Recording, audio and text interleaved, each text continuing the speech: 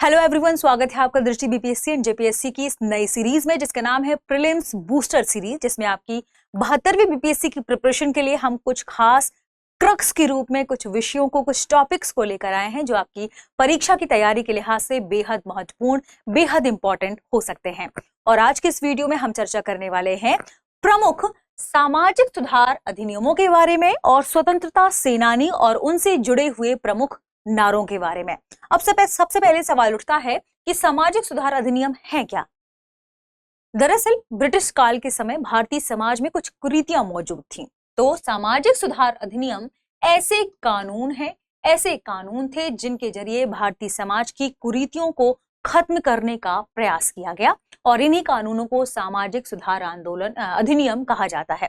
सामाजिक सुधार अधिनियमों के अंतर्गत अगर बात करें कि भारत से किसने इनमें पार्टिसिपेट किया था, तो ईश्वर चंद्र विद्यासागर जी ने, राजा राम मोहन राय ने, रानाडे जी ने महत्वपूर्ण रूप से भारत से पार्टिसिपेशन दिखाया था समाज की कुरीतियों को खत्म करने के लिए। तो आज के सेशन में हम सबसे पहले अधिनियम के बारे में चर्चा करेंगे। वह अधिनियम किस वर्ष में लाया गया था ये देखेंगे, फिर उस समय भारत में कौन गवर्नर जनरल या वायसराय थे ये भी देखेंगे, और उस अधिनियम का मुख्य विषय क्या था, उस अधिनियम को क्यों लाया गया था, हम इसे क्रक्स के रूप में पढ़ने का प्रयास करेंगे। ठीक है, तो आगे बढ़ते हैं और देखते हैं अधिनियमों के बारे में। पहला अधिनियम लाया गया था शिशु वध प्रतिबंध अधिनियम। छोटे बच्चों का जो वध हो रहा था उसे खत्म करने के लिए इस अधिनियम को लाया गया था।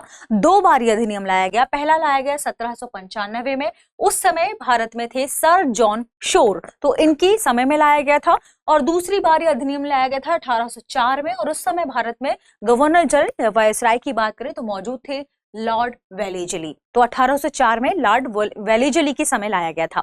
इसका मुख्य विषय क्या था, क्या थीम थी इस अधिनियम की। इस अधिनियम के जरिए शिशु हत्या को साधारण हत्या माने जाने की बात कही गई कि शिशु हत्या को रोकने पर जोर देना है। दूसरा अधिनियम था सती प्रथा पर प्रतिबंध। आप जानते हैं भारतीय समाज में बहुत ही प्राचीन समय से कई मान्यताएं चली आ रही हैं, जिसमें से एक सती प्रथा थी। ठीक है, हम इसे कुरीति के रूप में ही बात करेंगे, ध्यान देंगे। इसे लाया गया था 1829 में, और उस समय भारत में लॉर्ड विलियम बेंटिक मौजूद थे। विषय या इसकी थीम की बात करें तो इसमें जो विषय था, इसका विषय था सती प्रथा पर पूर्ण प्रतिबंध लगाना, और ऐसा हुआ भी भारत में। तीसरा अधिनियम था दास प्रथा पर प्रतिबंध, जो 1843 में लाया गया था, और उस समय भारत में थे लॉर्ड एलनबरो। ठीक है, और इस अधिनियम के जरिए भारत में दासता को प्रतिबंधित कर दिया गया।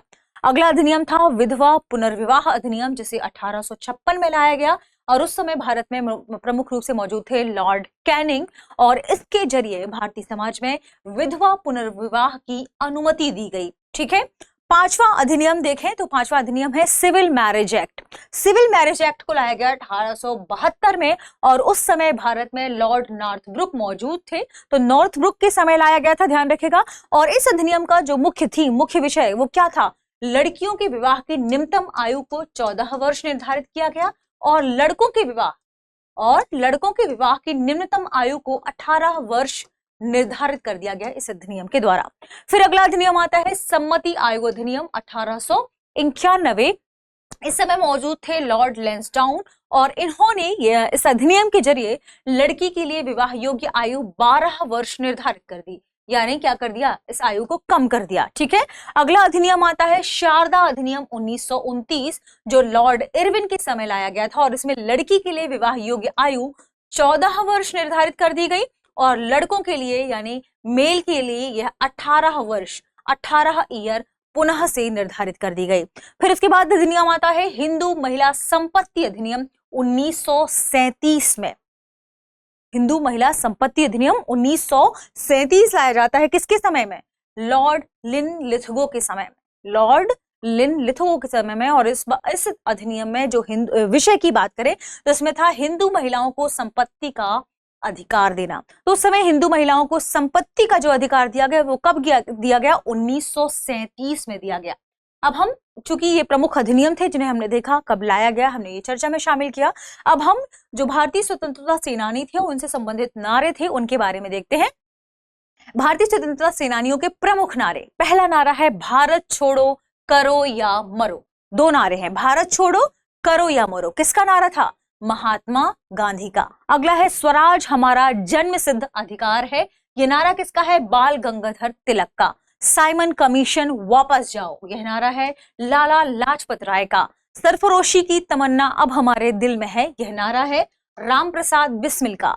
इनकलाब जिंदाबाद, यह नारा है भगत सिंह का। साम्राज्यवाद का नाश हो, यह नारा है भगत सिंह का। तो भगत सिंह के 2 नारे आपको नोट कर लेना है। आगे बढ़ते हैं और देखते हैं अगले नारे को। अगला नारा है दिल्ली चलो, किसका था? सुभाष चंद्र बोस का। अगला नारा है सारे जहां से अच्छा हिंदुस्तान हमारा, मोहम्मद इकबाल का। पूर्ण स्वराज पहला नारा है पूर्ण स्वराज और दूसरा नारा है आराम हराम है। ये किसके हैं? जवाहरलाल नेहरू जी के। अगला नारा है मारो फिरंगी को, किसका है? मंगल पांडे जी का। अगला है जय जवान जय किसान, यह नारा किसका है? लाल बहादुर शास्त्री जी का। ध्यान रखिएगा 1965 में पाकिस्तान युद्ध के समय उन्होंने यह नारा दिया था। अगला है कर मत दो, किसका है बताइए? कर मत दो, यह नारा है सरदार वल्लभ भाई पटेल का। तो आपको ये कुछ प्रमुख नारे हैं जिन्हें नोट कर लेना है, याद रखना है। अगला नारा या गीत की पंक्तियों की बात करें और इनसे संबंधित व्यक्तियों के संदर्भ में चर्चा करते हैं। पहली पंक्ति है विजयी विश्व तिरंगा प्यारा, यह है श्यामलाल गुप्ता जी की पंक्ति। अगली है वंदे मातरम, बंकिम चंद्र चटर्जी। अगली पंक्ति है जन गण मन अधिनायक जय हो, रविंद्रनाथ टैगोर। अगली पंक्ति है तुम मुझे खून दो मैं तुम्हें आजादी दूंगा, सुभाष चंद्र बोस।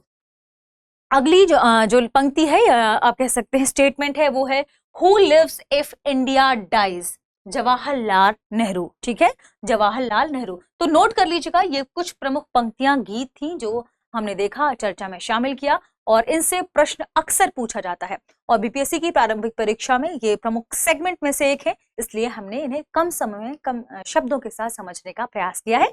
मिलते हैं अगली वीडियो में। बेहद शुक्रिया, बेहद आभार। अब एग्जाम की तैयारी को और बेहतर करने के लिए हमारे चैनल को लाइक, शेयर और सब्सक्राइब करना ना भूलें।